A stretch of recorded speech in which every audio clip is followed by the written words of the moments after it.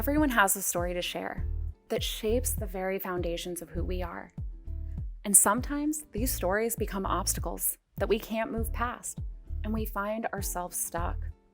A Modern Shaman is an original podcast series that shares these stories, the shit we all go through, and the ability to overcome it. Get ready to laugh, cry, and become inspired as we share and find comfort in the stories that connect us. Join your hosts, Shaman Isabella and Kimberly Harlan, each week on A Modern Shaman, as they explore ways for you to discover healing, growth, and joy. Learn how letting go of trauma can open up a world full of beauty that awaits us all. So, can we ask you, what's your story? This is A Modern Shaman. Hello, and welcome back to another edition of A Modern Shaman. We've got a special guest today, Kim. Isabella, hello. How are you feeling? I'm better. Thanks. Yeah? Yeah, I'm much, much better. It was a rough week, but I'm good. Do you want to say what happened to you? Well, I wasn't going to, but sure. COVID is still there. It's like we think it's not. And I had a student here at the house, and bless her heart, had gone to a concert, and I didn't even think to say, hey, maybe we should wait like a half an hour, 5 minutes, or 5 days, or whatever. An hour. That was funny. But the other student didn't get it, which is a trip, right? And her husband didn't get it. It's such a mysterious little It's a booger. virus. Yeah. It wasn't bad. So today we have with us Arielle Estoria. We've been trying to get you on the show for many, many weeks now, and life. So Thank you for being with us today. Super excited to have you. I just wanted to introduce you real quick, and then we'll just get right into the conversation. Arielle has written a book called The Unfolding. She is a storyteller and creates environments and spaces where people have the permission to be vulnerable and seen. Her motto is words not for the ears, but for the soul, which stems from a dedication to remind that words are meant to be felt and experienced and not just heard.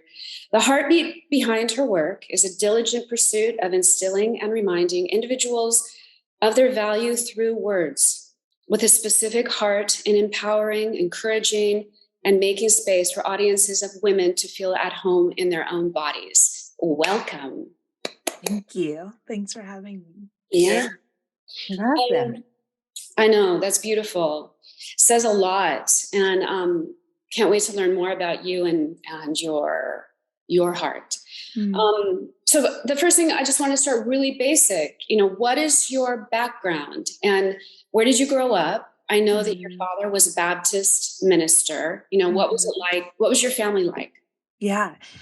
So I am the oldest of 5 kids. So there's 4 girls, and then my baby brother, who's not so much a baby. He's taller than all of us, including my father, who is like 6'5" himself. And so, so grew up in a very full house, lots of estrogen, lots of fun times, but then also sisters who we were in Taekwondo, and my dad really wanted boys. I think really genuinely wanted boys. So we got a lot of that energy until my brother came around. He's only 17 and I'll be 32 in October. So there's quite a gap in between the two of us. And so I grew up in the Bay Area. Most of our life, our parents have been in some form of ministry within the evangelical Christianity world. And so I grew up with a very faith-based structure, fairly open to most of the world, but then also moments where it's kind of closed off. And so me being the oldest, the more esoteric type, had kind of always leaning in and out of just the whimsy and the wonder of things, hence why I found myself in the arts. Something that has always been a part of who I am and a part of how I process, and what my parents would call, a gift, and what I would call a gift. I do think it is of a funneling through a sourced kind of idea, still, even though I've expanded a lot of my beliefs and I've kind of created room, hence the book, The Unfolding, that we'll talk about. There was a lot of need for me to like explore if the story was bigger, like if the story of divinity and connection was so much bigger than the story I was given. But I loved our childhood. I loved growing up with so many siblings. It's funny when people are like, oh, do you want a big family? And I'm like, I have one. I don't need to go and create one. Like I come from one, I have one. So You my know how husband, exhausting it can be. oh my, yes. I'm like down to just like vacations, down to like how we traveled. Like I remember very distinctly never really flying because there's so many of us, and so we always drove, and we drove places where we could get to, and even staying in hotels, we found like Trend West or like timeshares instead because they were just more practical for how big of a family we were. And we were just the family that like got invited, but like we were the party, like you didn't need to invite much more people after that. You could just invite the Wilburns, and that was plenty.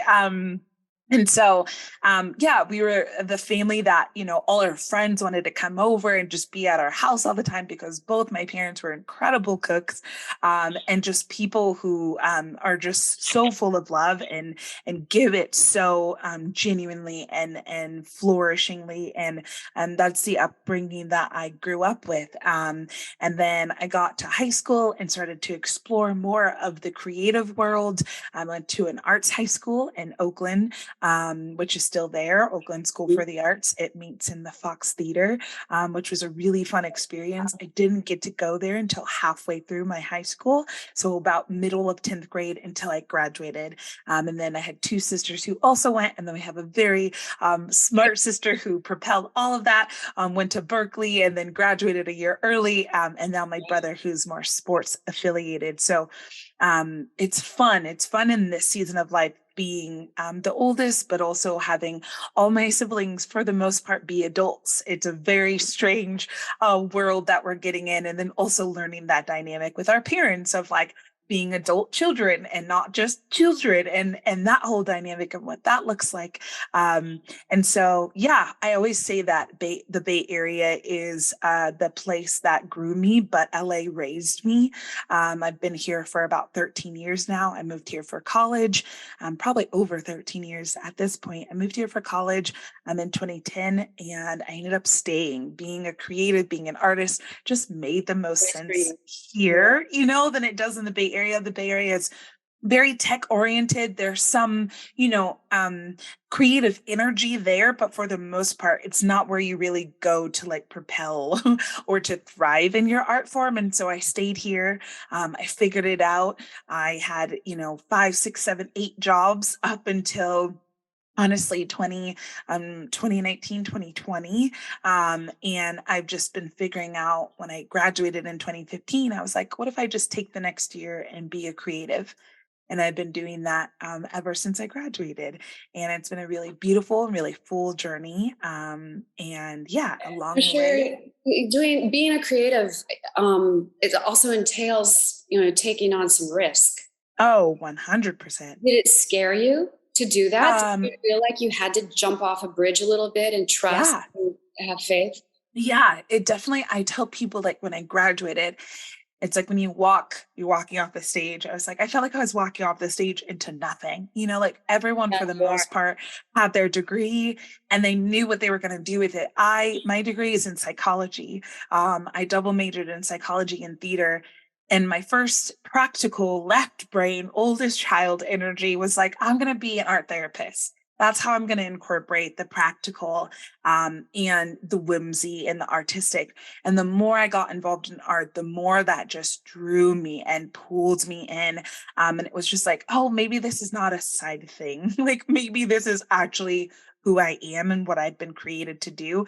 And so when I graduated, it was terrifying. I'm a very left and a right brain creative. So I'm very practical. I'm very pragmatic when I need to be, but I'm also like, give me a skeleton and I'll add the meat when I want to. Like I'll create my own thing with it, but give me some kind of structure. Like give me a little bit of direction.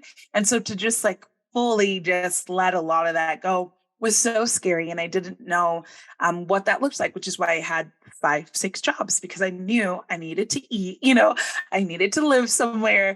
Pay your rent. I needed to pay rent. I needed to be able to get to my gigs, get to the opportunities. So I needed a car. I needed to put gas in it. So I knew how to like hustle. That was like a very quick know how to do. So it was quite the leap. It still kind of is the leap because it's so unpredictable. And you really don't know what will come, especially in these last few years of a pandemic, and really releasing a lot of that and what it could look like and what it doesn't look like. Yeah. Yeah, you need to have a lot of trust. Mm-hmm. Yeah. Yeah. Not only in yourself, but also in your art, like in your gift. And for me, it's like, I do believe there's this bigger thing orchestrating it all, because the doors that have been able to open, the opportunities that have been able to happen are still like, there's something about it that's like, I did this, but also like, I really didn't do this, at the same time. Right. Mhm. The universe definitely has your back. Mhm. So your first book, Vagabond and Zealots, do you Yeah. feel, and you wrote this in college with a friend of yours. I read it in the Did. book, so Yes. I'd have to pick up the book and read it. But Yeah. my question for that was, do you feel like that was your first awakening, initiation? Mm. Or do you Absolutely. think there was I one think before that, or? I think those were one of them. I like to say, like, and I think I said it in the book, like, the way the book makes it seem is that my husband he was the cause, he was the chasm of the unfolding. And Oh, he funny, I really, didn't see that. oh, No, good. I Okay, didn't see it good. that way. Wow. Because he really Yeah. was the safe space for it to happen. Right. He was the Grounding. permission for me to be able to like go there. But I like to say there's been many pebbles that created ripples that got me to this full version of unfolding. And writing that book, my friend Scott, he was one of those. He was one of those people, like we worked together in our coffee shop on our campus. And he was so adamant at really breaking the like good perfect person that I really tried to be. Older sister, good girl. And really, yeah, and really challenge it. And I remember like I was pouring some orange juice and he was like really messing with me. I was like, you're gonna make me spill, like you gotta chill out. And he was like, and if it spills? And I was like, then I gotta clean it up, and then it's all over the place. And he was like, and then it's cleaned up and it's done.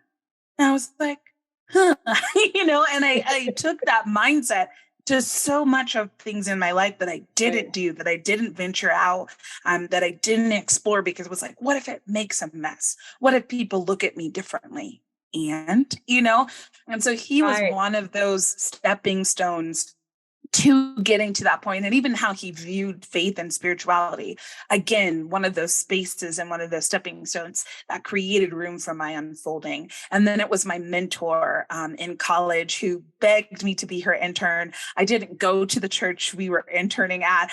I didn't have a car to get there, and she kept asking and kept asking. So I finally said yes. And I was with her for maybe almost 2 years until she left, came out, and then married her partner and her wife now, who I had the honor of writing a poem for their wedding. And she and her wife were a stepping stone. So there's been so many ripples being in arts high school. Like your high school, moving from that one high school to the other, that was probably a big shift. A huge one. It opened up my world so much. And so did art, I think, in general, being at an arts high school and still really holding on to these values and things that I really felt were true to me, but also being so surrounded by the queer community in that space that young, and that being like, maybe this is not, the way I thought it was, or the way it's been given to me. Maybe there's, or the way I was raised to believe it was. And so there's been so many mentors, situations, scenarios. I had a really big one in January of 2020. I went to Israel with a group of Christian evangelical influencers, and I was in the prime of like my unfolding at that point. And so going somewhere that I had read about all my life and really physically being there and how I interpreted all of it in such a monumentally different way, that was a ripple, and then the pandemic happened months after that. That was a ripple. George Floyd's death, that was ripple. There's just thing after thing that kept happening in the last, honestly, 30 years of my life that led me to this full version of an unfolding, which I think we all do in our lifetime, many, many times over. I created a one-woman show as my thesis project when I was getting my master's in theater at the University of Mm. Idaho, and I was too afraid to tell my own story. Hmm. I asked other women, what was the event that changed your life? Mm. And it reminds me of that, you know, Hmm. unfolding that, asking, and being too afraid to Yeah. myself and tell my own story and Yeah. making this compilation of women's stories and getting up and performing them and changing characters and being Hmm. these different women. I miss because when shamanism took over my life, that was it. Like that was Yeah. just like with Kim, that modern shaman restaurant took over her life Yeah. and and we're much older than you are. I So don't know. I don't see it. it's like I don't feel it, so I'm glad you don't see it. Hmm. I mean, there's 30, I'll be 63 this month.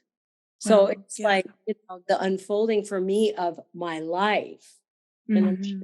Yeah, yeah, so Arielle, in your book, The Unfolding, Yeah. you talk about the 5 phases, Hmm. which just quickly, let me read through them. They are the awakening, the Yeah. eclipsing, the mending, the illuminating, and the returning. Hmm. So, how did you discover that? Like, Yeah. can you kind of, talk about about each of these 5 phases, and then just briefly. just talk about them, how I got to they get the book. manifested in your life. Hmm. Yeah. So I think when we experience things, for me, it makes the most sense for me able to like not understand it so I can control it, but understand it so that I can adequately know what lessons I'm being taught and who I'm being shaped as I go through it. So I think one of the faults of a lot of quote unquote self-help type books or self-help type missions is like, here's what worked for me, copy and paste, good luck, like it's going to be great. But we're too versatile and complex as human beings in order for that to be a thing that works. And so I wanted the 5 stages to also almost be similar to the 5 stages of grief. They're not linear.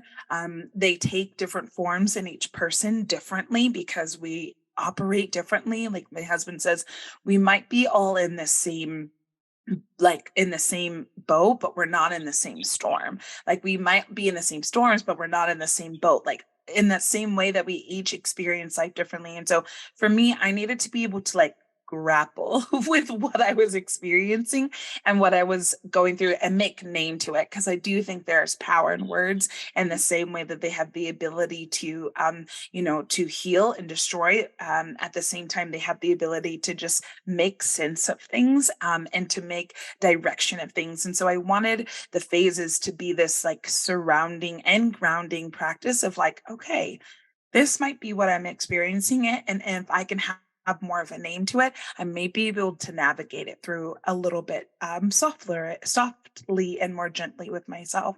And so that first phase is that awakening. It's that coming to, it's that realizing that we are shifting or have shifted. And that the person that stands and exists and breathes today may not be the same person that existed yesterday or years from now. And I love to bring this together with sharing that our cells change cellularly almost every moment, like every minute or so. So we're already not the same people that we were when we first got on this call, which is a really wild thing to even grasp our mind around. And that's the same of the awakening. It can be kind of startling. It's like coming back from a nap in the middle of the afternoon and you're like, where am I? What's happening? What year is it? What time is it? Is it the same day or a different day?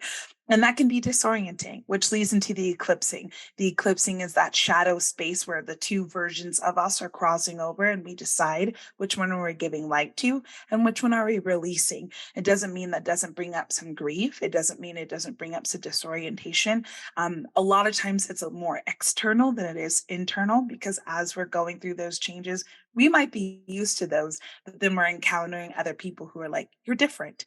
you're acting brand new, who is this person? You're not reacting the way I'm used to you reacting. Right? Yes, you're not familiar to me or accessible to me anymore. And that can be really Right. disorienting, right? And then you get into the mending, which is it's the deciding of like, what am I taking with me and what am I releasing? Who am I becoming? And a lot of that for me was like my beliefs. Like I don't want a spirituality or faith that doesn't include my Blackness, my femininity, my friend's queerness and their sexual identity. I need all of it. I need the nuance of it all. And so I got to bring that with me and leave whatever else doesn't work.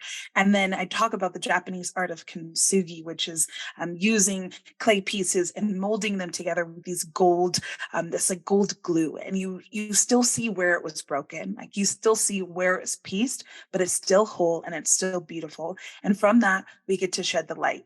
We get to shed the light on who we are now. We get to bring into the light the things we are not, and hopefully make boundaries, make peace with where we need to, and get to the point where we return.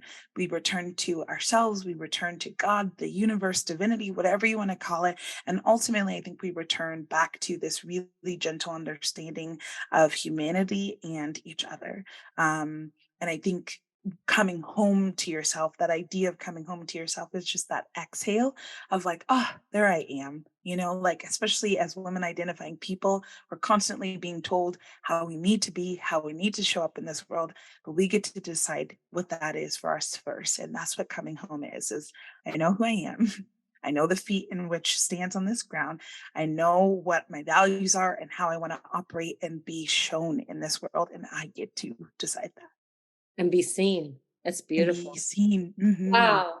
That was I know, it's mind-blowing. powerful. I'm just like, Come I'm back and sweating. rewind and listen again. So you mentioned imprints, right? Which is a big thing for me in the shaman world. So how do you feel you've shaken off imprints and rewoven the tapestry of your life?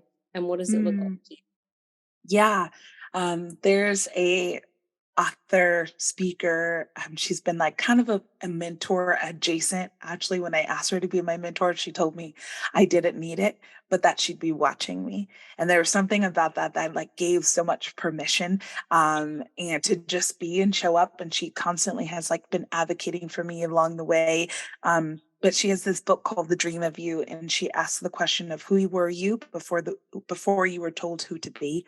And I think what that has looked like is shaking off those imprints of like your name.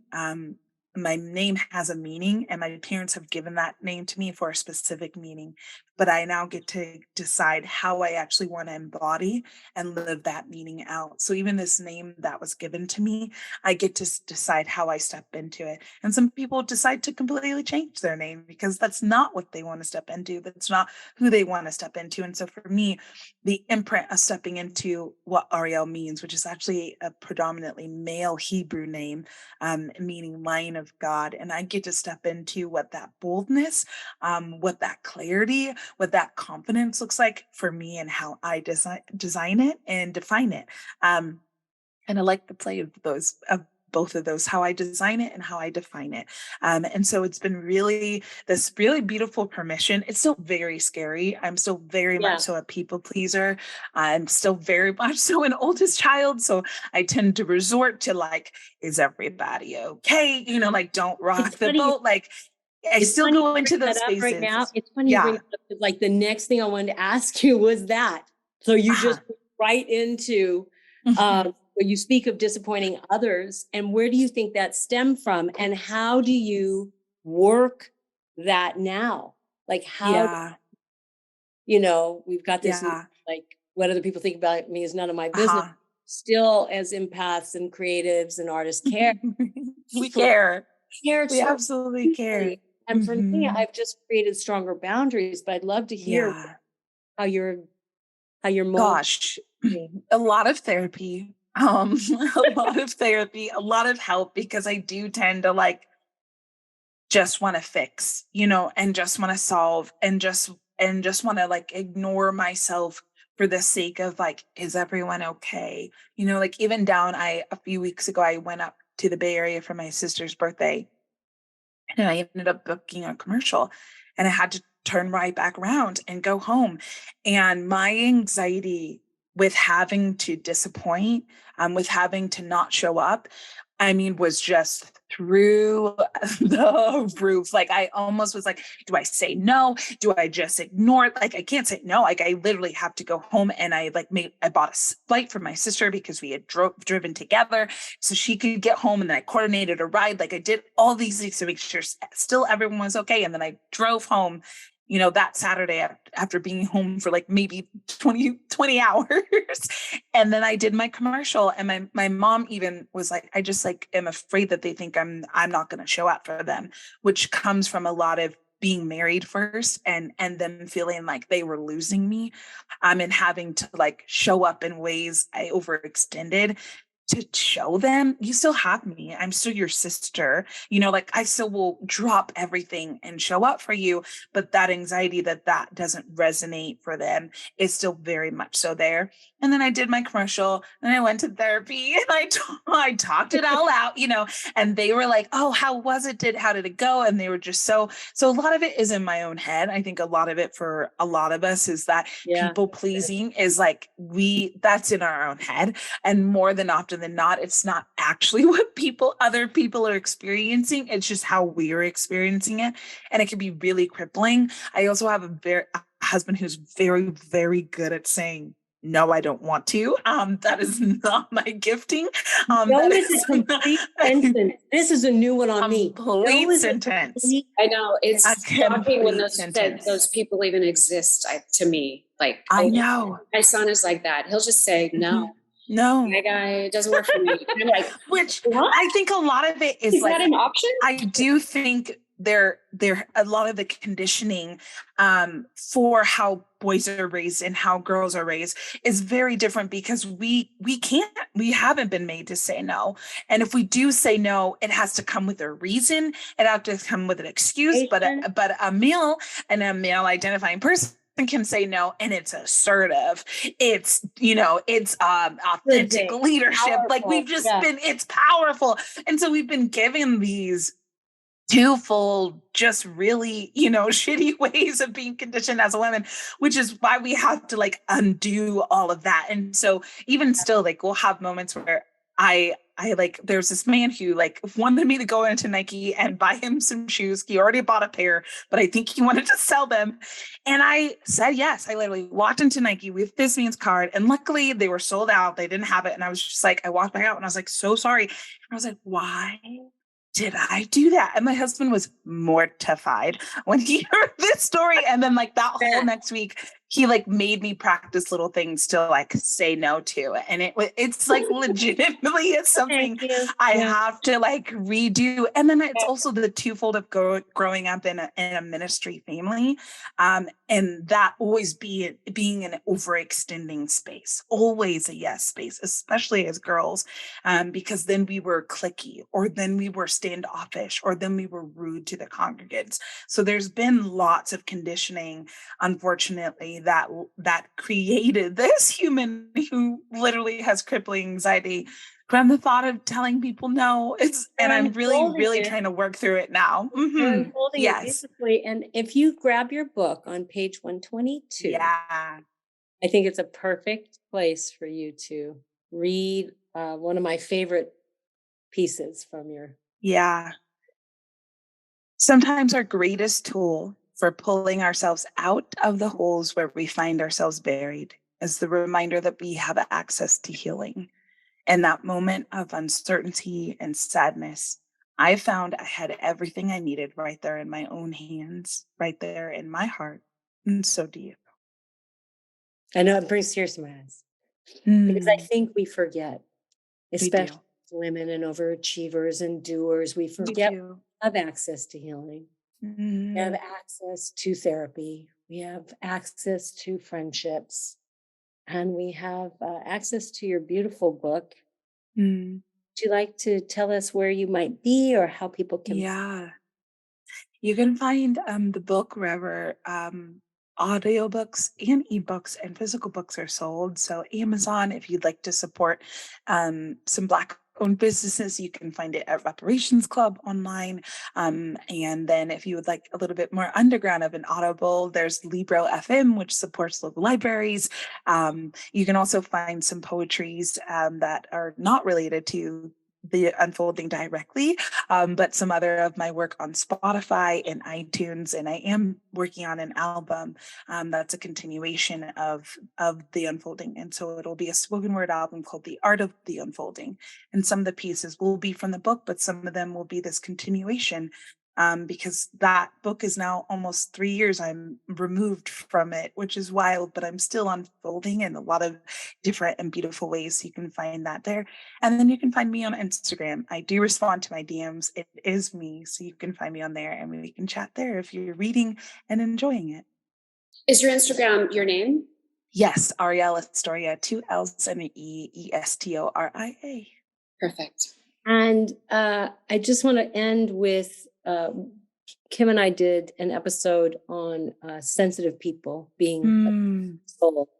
And when I first touched your book, it reminded me of touching my Good Vibes deck. Yeah. And tell me tell our audience, tell Kim, tell us all that did you feel that when you felt your book the first time, or is it just me?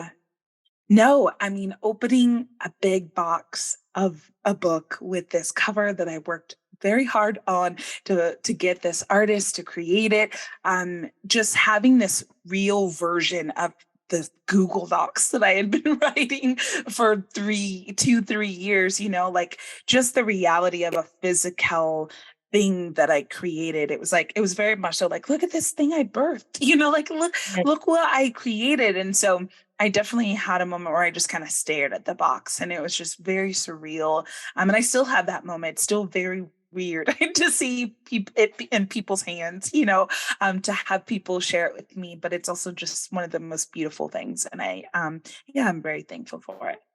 It's interesting because Kim's baby is the Modern Shaman restaurant in Whittier. So I was born in yeah. And I live in Orange County now, but Kim is in Whittier, and best vegan food on the planet. So amazing. I just want to say thank you so much, Arielle. If I had if I had experienced the unfolding that you have, actually, when I think back and I track it, I just didn't have any structure. I didn't have any words for it. I didn't have a consciousness about it that you are providing for a whole new generation. Yeah. And so thank you. And thank you for my generation also, still giving words to this beautiful process of being a woman and standing in your power and figuring out how to do that in this world. It's really beautiful. Thank you. Thank you. Thank you so much for being on the show. We wish you the best of luck. And thanks again for tuning in, everyone. I love you. Okay, love you too. Bye.